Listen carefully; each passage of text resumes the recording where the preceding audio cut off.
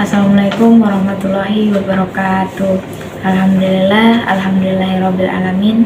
Wabihi nasta'in ala umuri dunya waddin.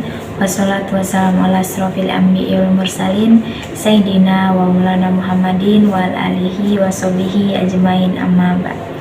Pertama-tama dan yang paling utama, marilah kita panjatkan puja dan puji syukur kita atas kehadirat Allah Subhanahu wa Ta'ala yang mana telah memberikan kita rahmat serta hidayahnya sehingga kita dapat berkumpul di tempat yang insya Allah penuh barokah ini.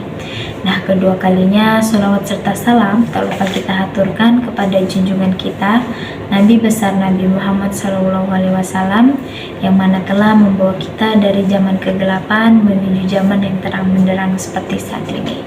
Nah, langsung saja sebelumnya perkenalkan, saya Fitri Anggreni, mahasiswi program studi manajemen dakwah semester 6. Nah, pada kesempatan kali ini saya akan sedikit menyampaikan kajian terkait tentang azab dan bahaya ghibah. Nah, ghibah itu sendiri teman-teman merupakan suatu perilaku atau sikap ketika kita membicarakan tentang aib atau keburukan saudara kita sendiri.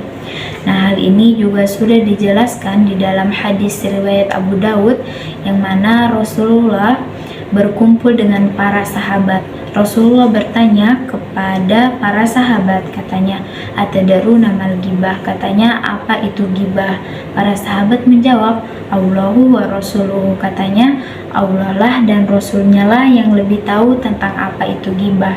Nah, dari sini Nabi Muhammad SAW bersabda, "Zikruka ahaka bima yakroh." Katanya, ghibah itu adalah ketika engkau menyebutkan tentang saudaramu tetapi ia tidak menyukainya.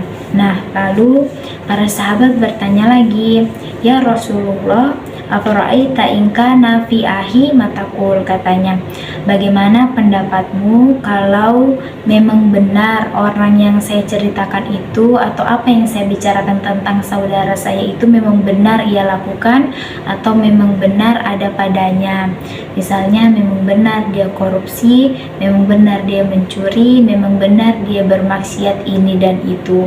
Lalu Nabi Muhammad SAW menjawab, "In kana fi matakulu faqad tabata wa in lam yakum fihi faqad bahatta." Katanya, kalau memang kejelekan itu ada pada dirinya dan itu benar ia lakukan, maka itulah ghibah. Tetapi apabila yang engkau bicarakan itu tidak benar atau tidak ada pada dirinya, maka faqad bahatta, maka engkau telah berbuat dusta kepadanya.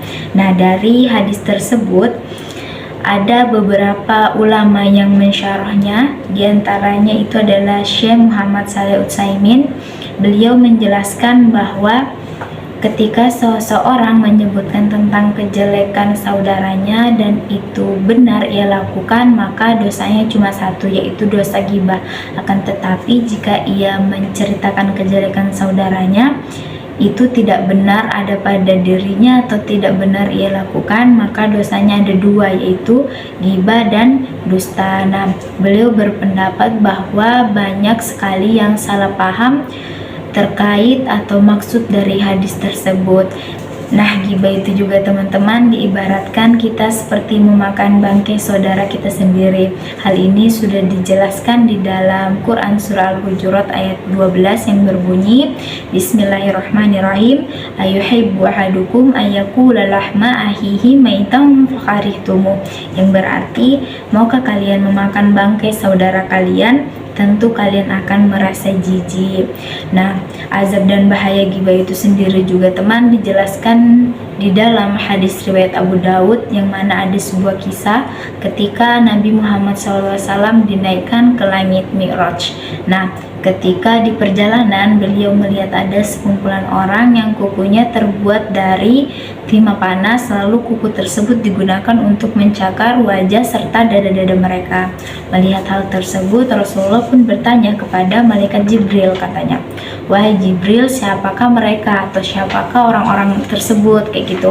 Malaikat Jibril pun menjawab, "Mereka adalah orang yang suka menceritakan aib saudaranya. Mereka adalah orang yang suka memakan bangkai atau daging saudaranya sendiri." Seperti itu teman-teman.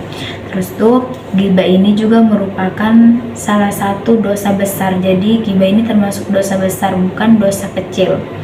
Yang mana ketika kita sedang berpuasa juga lalu melakukan ghibah, maka puasa kita akan sia-sia. Nah, selain itu di hari kiamat kelak kita harus mencari orang yang telah kita gibahi untuk meminta maaf. Nah, apabila orang tersebut tidak mau memaafkan kita, maka kita akan dikisos. Jadi pahala kita akan disedot oleh orang yang kita gibahi. Tetapi apabila pahala kita ini tidak cukup, maka dosa orang yang kita gibahi akan dialihkan ke kita. Seperti itu teman-teman. Nah teman-teman, kita sudah tahu terkait azab dan bahaya gibah. Nah lantas bagaimana sih cara berhenti atau bertobat dari perilaku gibah ini? Mungkin teman-teman sempat berpikir atau pernah berpikir, oh iya ya, kemarin-kemarin saya sering gibah kayak gitu, kayak mana sih caranya berhenti kayak gitu? Perlukah kita ini memberitahukan orang yang kita gibahi bahwa kita telah menggibah mereka? Seperti itu. Nah yang kita lakukan adalah taubatan nasuha, berhenti dan menyesali perbuatan tersebut.